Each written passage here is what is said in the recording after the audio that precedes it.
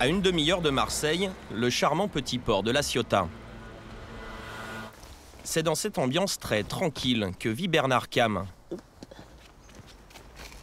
Cet ancien patron dans le BTP coule ici une retraite plutôt dynamique.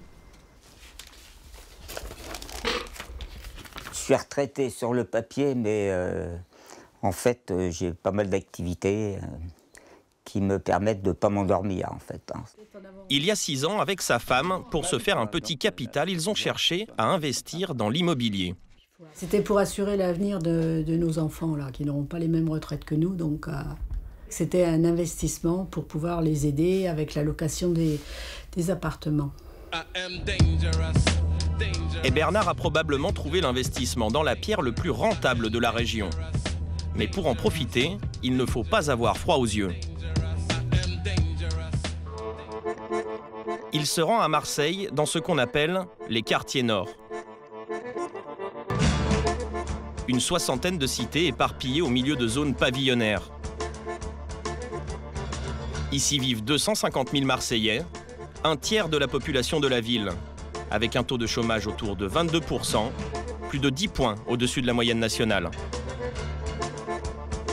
Cette zone a particulièrement mauvaise réputation avec son trafic de cannabis intensif et ses règlements de compte. Bernard Cam se rend plus précisément dans cette cité, appelée le parc Calisté.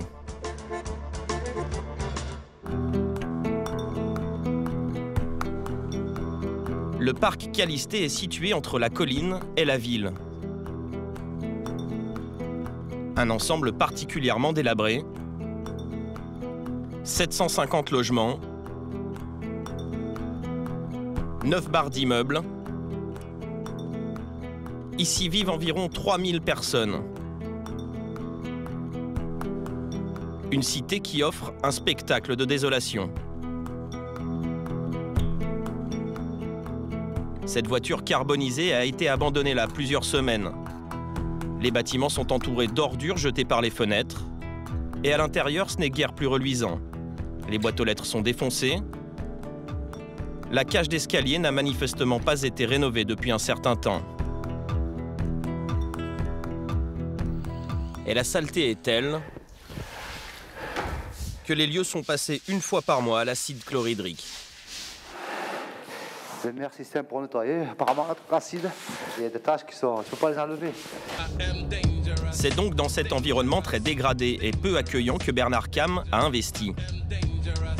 Car Calisté n'est pas une cité HLM, mais une copropriété privée.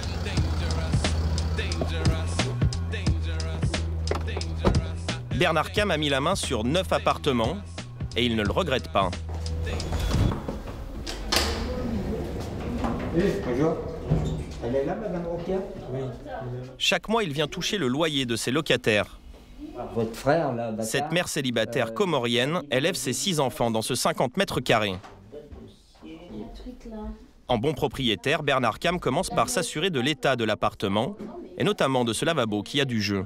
Bon, je vais regarder ce qu'on peut faire, là. Pour le loyer, il va rédiger le chèque lui-même, car sa locataire ne sait quasiment pas écrire. Il est là. Comme beaucoup d'habitants de la cité, cette mère de famille est en situation précaire. Elle est au chômage. Mais paradoxalement, Bernard ne prend aucun risque d'impayé. J'ai reçu des bonnes nouvelles de la caisse d'allocation familiale. Oui.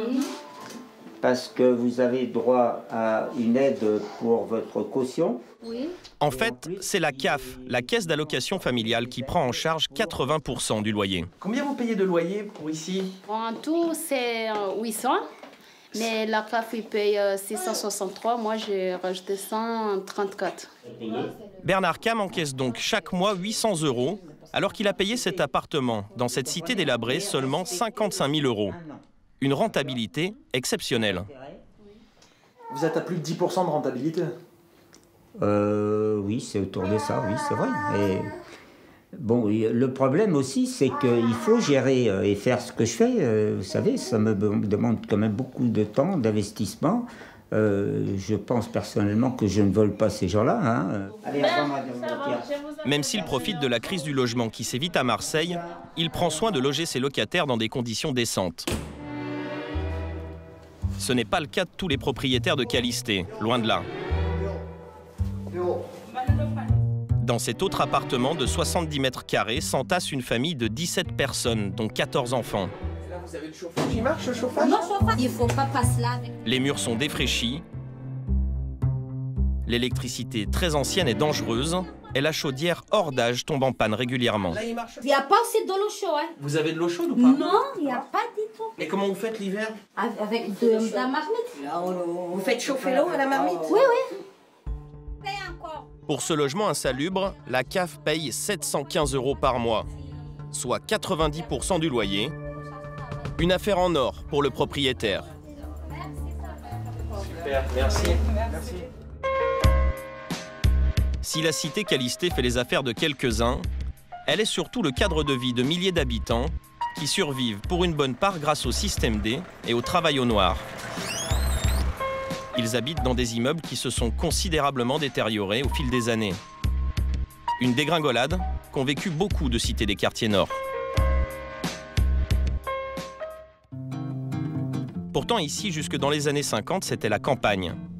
Les bourgeois marseillais venaient passer le week-end dans leur bastide.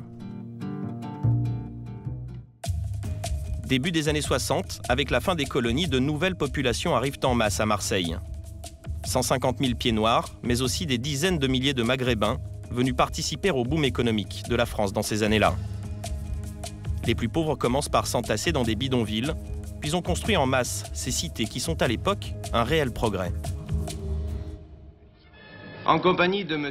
As-Picard, préfet des Bouches-du-Rhône, de M. Gaston Defferre, député maire, le ministre a tenu à visiter tous les chantiers en cours.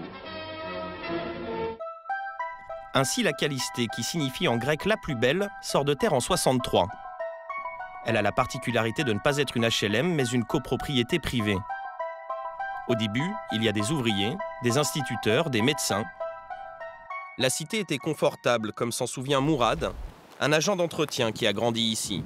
Voilà, là c'était le tourniquet, mais en acier trempé quoi. Là tu avais le toboggan. Je ne vends pas, il y a encore l'ossature, hein. Là c'était le toboggan. Mais au milieu des années 70, la classe moyenne part s'installer dans des pavillons. Elle est remplacée par des populations fraîchement immigrées. Et aujourd'hui, c'est un concentré de pauvreté. 45% des habitants vivent du RSA.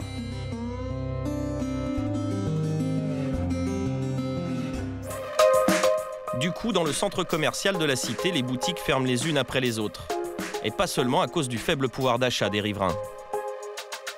Comme dans de nombreuses cités des quartiers nord, les dealers organisent leur trafic ici et intimident les habitants. Durant notre tournage, le gérant de ce snack, un jeune homme de 27 ans, est mort poignardé lors d'une bagarre. Depuis, la boutique est fermée. Rideau baissé également du côté du buraliste, qui a été enlevé et séquestré durant une semaine. De toute façon, les habitants ont de moins en moins d'argent à y dépenser, comme le sait bien Franck, un petit retraité qui tue le temps en jouant à la pétanque. Ici, la fin du mois, c'est le 15, hein, c'est pas le 30, hein, c'est le 15, la fin du mois. Le moral, c'est plus le même. Il faut manger, il faut s'habiller, il faut faire un peu comme on voit à la télé, là, quoi. Voilà. Quand on n'a pas les moyens, ben, on joue, on triche. Tricher, ce sont toutes les petites combines, à commencer par le travail au noir. Dans ces cités, les parkings sont souvent encombrés en pleine journée. Joseph, 35 ans, père de famille, ne quitte jamais les lieux. Il y accueille aussi ses clients. Ce parking, c'est son atelier. Donc, salut toi. C'est la classe d'embrayage, non? Descends. Elle est dure à pédale d'embrayage. Ouais. Elle te fatigue jamais un peu, là. Voilà. Ce monsieur a un problème d'embrayage. Même dans les feux rouges, il faut que tu vas chaque fois. C'est vrai. Joseph va très vite comprendre qu'il faut le changer. Là, tu embrayes pas, là. Il est mécano à prix cassé. Ça, 2 jours, je te le fais 2 jours. Ouais, le matin, t'as pas l'embrayage.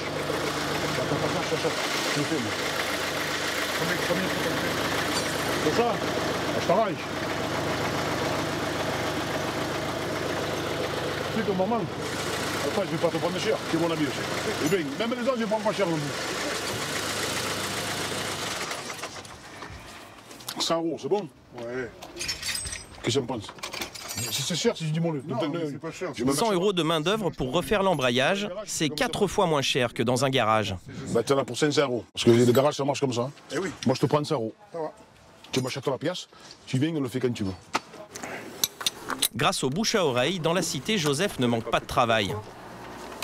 Là, ben, je suis en train de faire une courroie, distribution. Je prends des misères pour ça. J'ai pris quoi? 150 €. Et en garage? Ah, tu vas au garage, ils te prennent 600 € pour le faire. À ce tarif, les clients n'y voient que des avantages. Pourquoi vous venez ici? Ah, le prix, la qualité, le service rapide. Attends, ici vous n'avez pas la garantie. C'est la confiance. C'est quand on connaît nos mécanos, quand on voit une fois, deux fois ce qu'il fait comme travail dans la voiture. C'est ça qui fait. C'est pas la garantie. La garantie, on peut vous vendre n'importe quoi et ça casse tout pareil. Évidemment, il n'y a pas de facture ni de TVA. Ici, on paye de la main à la main. Ouais. 40 et 50. 150. Je te remercie. Merci à toi. Mieux que ça, je peux pas faire, gros. Tu le sais. Je sais, c'est un jour pour tout le monde. À écouter Joseph, ce boulot de mécano au noir est un choix de vie. Pourquoi tu vas pas bosser dans un garage si tu es aussi bon mécano? Je me sens pas de me prendre la tête dans un garage, que le patron il me commande. C'est pas que je veux pas me faire commander, tu vois.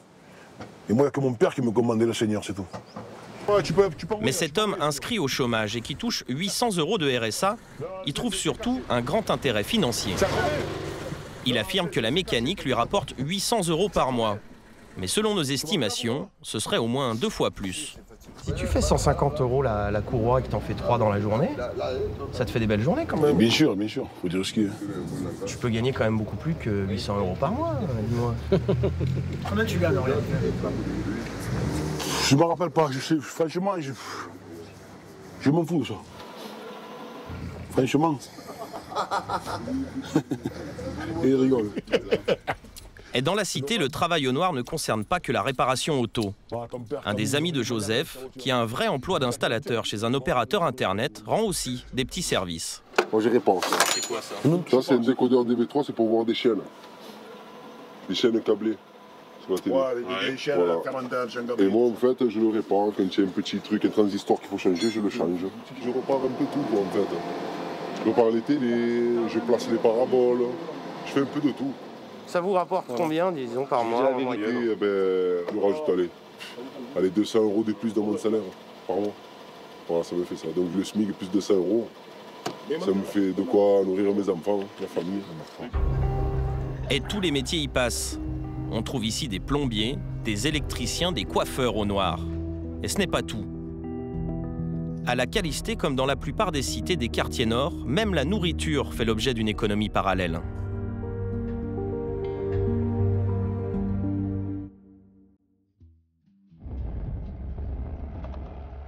Et dans ce domaine, certains n'ont aucun scrupule. Nous rentrons sur les arnavaux. Cet homme de 58 ans, que nous appellerons Gérard, est un habitué du marché au gros de Marseille, l'équivalent de Rungis. J'ai le badge, vous allez voir, la porte elle va s'ouvrir toute seule. Voilà, voyez, elle s'est ouverte. Je ne paye rien du tout. Voilà, c'est tout à ouf. Et c'est un bénévole. Gérard entre gratuitement comme un vrai professionnel. Pourtant, ce n'est pas tout à fait le cas. Il a passé un petit coup de fil pour s'annoncer et on lui avance tout ce stock de fruits et légumes. Des produits qu'il achète 3 fois moins cher qu'un vrai commerçant. Voilà. Eh ben, là, j'ai pris des melons, 30 centimes la pièce. 30 centimes. J'ai pris les aubergines, 30 centimes. J'ai pris les poivrons, 30 centimes les clémentines. Il s'agit en fait d'invendus, normalement destinés à des associations caritatives. Elles doivent les distribuer aux plus démunis sans faire de profit. Gérard peut se procurer cette marchandise car il a lui-même une association culturelle qui, dans les faits, n'a rien de caritatif. Avec sa camionnette, il file vendre sa cargaison dans les cités. Au passage, il embarque son vieux père retraité. Après avoir été ferrailleur et enchaîné les petits boulots, Gérard a envisagé de devenir primeur sur les marchés. Mais il a finalement cédé à cette combine, beaucoup plus facile. Vous auriez pu créer une entreprise ou pas? Créer une entreprise, non, ça aurait été trop dur. Non, je crois pas. Parce qu'il fallait embaucher des jeunes, et puis on demande de l'URSSAF, on demande des impôts. Non, c'est pas possible. Et là, c'est comme un bénévole, on n'a rien déclaré. En fraudant de la sorte, Gérard risque une très forte amende. Mais pour l'heure, la police n'y a vu que du feu. Vous vous êtes fait arrêter par la police? Oui, la police m'ont dit, mais vous n'avez pas le droit de vendre tout ça. Je dis, mais j'ai l'association, je peux vendre où je veux. J'ai un papier de la préfecture. Et moi, j'ai dit, mais c'est pas des bazookas qu'on vend, c'est des patates, monsieur l'agent. Il a rigolé? Oui, ouais. Il a rigolé, oui. Il est 18 h, Gérard et son père s'installent au cœur de cette cité HLM. Habitué au rendez-vous, des enfants du quartier lui donnent un coup de main. Pour séduire les clients, comme cette mère de famille nombreuse, Gérard a du bagou. C'est bio, voilà, c'est des bonnes choses. Ah ouais, c'est bio? Ah oui. Et surtout, une offre choc. Toi, 1 euro, c'est toi 1 euro. Il n'y a rien qui dépasse. Sauf les patates que vous faites une affaire, il y a 25 kilos, 15 euros. Ah, le melon à 1 euro. Je te le fais goûter si tu veux, et l'autre, je te le donne le 9. Ouais. Mieux que ça, je ne peux pas faire. Ouais. Vous voyez, on peut goûter aussi, avant d'acheter. Ah, trop bon. C'est du bled, hein. Bah voilà, trop bon. Il vient d'où? De Tunis. Elle trouve ça bon, et en plus les tarifs de Gérard sont imbattables. Il vend tout à 1 euro le kilo. Alors que dans le commerce, les bananes, c'est plutôt 1,70 €, les courgettes, 1,80 € et les poivrons, 3 € minimum. Au final, elle repart avec 5 kilos de fruits et légumes pour 5 €. Pour faire manger, comme ils disent à la télé, 5 fruits et légumes, bien sûr. Vu que c'est tellement cher au commerce, ben, voilà, c'est l'occasion de faire quelques courses pour la maison. Hein. Voilà, monsieur. C'est gentil, merci beaucoup. Ben, bon courage. Hein. Eh ben, prenez mon téléphone quand je... 1 heure et une dizaine de clients plus tard, Gérard remballe pour une deuxième cité. Ce commerce illégal lui permet de vivre confortablement. Combien ça vous rapporte en plus cette activité? Eh ben, moi, je fais exactement 1 500 €, que ça me revient par mois, comme je vous ai dit. Cette somme s'ajoute à 1 200 €, car Gérard touche une pension d'invalidité pour un problème de diabète et sa femme est au RSA. Au total, le couple dispose de 2 700 € chaque mois. Tous les mois, vous mettez combien de côté? 1 000 €. Vous mettez 1 000 € de côté chaque mois? Oui. Aujourd'hui, vous êtes à combien sur votre compte? Je suis à peu près à 21 000 €. Avec ses économies, il rêve de quitter sa cité HLM pour se construire une maison. Qu'est-ce que tu veux? Sur le dernier point de vente de la journée, il y a foule. Il y a 1 kilo. 1 kilo? Oui. Donnez-les pas voir la femme, là, comme ça, elle choisit. Madame, voilà, vous choisissez ce que vous voulez. Mesdames, pourquoi vous venez ici? C'est moins cher. On s'en sort pas dans notre vie. Vous en sortez pas? Pas du tout. C'est quoi que vous touchez, le RSA? Le RSA et je travaille à côté. Et vous travaillez à côté? Oui, je travaille à côté. Vous touchez combien par mois? 100 € pour 13 heures de travail par mois. Et avec ça, vous n'arrivez pas à bouger? Pas du tout. Avec 2 enfants, j'arrive pas du tout. Alors, ici, pourquoi vous venez? Pour manger des légumes. Alors, 3 €. Prenez encore 2 €. En 4 heures, Gérard aura encaissé 270 € de recettes. Allez. 8 €, monsieur, 8 €. Vous vous rendez compte? Allez, bonsoir, bonne soirée. Ce petit trafic permet aux habitants d'améliorer l'ordinaire. Mais les enjeux sont dérisoires par rapport au plus gros de l'économie parallèle à Marseille, le cannabis. Selon la préfecture, son chiffre d'affaires aurait atteint 130 millions d'euros l'an dernier. Un trafic organisé autour d'une trentaine de points de vente dans les cités des quartiers nord. Chaque chef de réseau gagnerait au moins 50 000 € par mois. La concurrence est donc féroce. Alors là, il y a la cité Fond Vert. C'est un gros point de vente là. Principalement du shit, du cannabis. Mais il diversifie aussi, donc on peut trouver autre chose. L'autre côté, c'est la Busserine. Pareil, c'est vraiment des gros points de vente. Étonnamment, la compétition se joue aussi sur les techniques de vente, du marketing semblable à celui du commerce légal. Un phénomène observé par Karl. Bien que ce soit illégal, ce consommateur de cannabis s'approvisionne régulièrement dans ces cités. Nous l'avons suivi en caméra cachée dans un de ces points de vente des quartiers nord.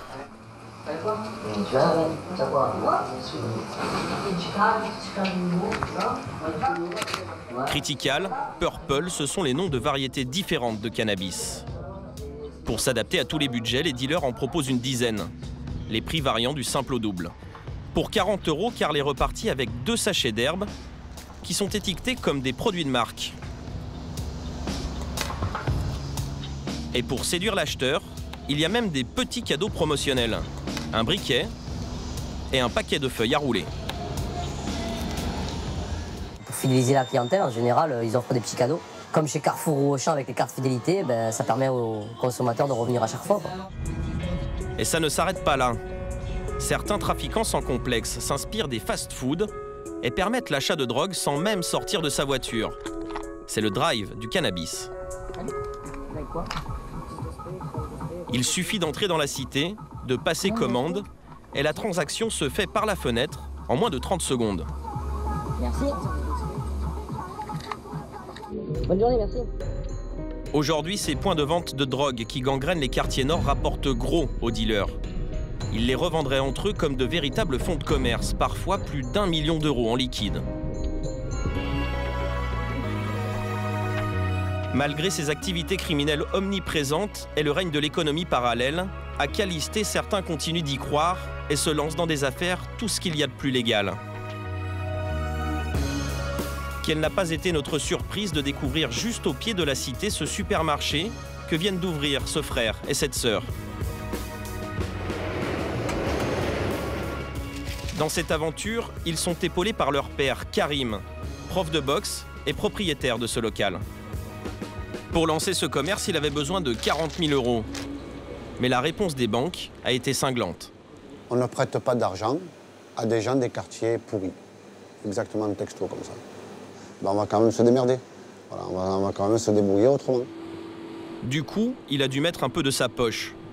Mais surtout, il a fait appel à son réseau de connaissances qui lui a prêté des réfrigérateurs et des rayonnages.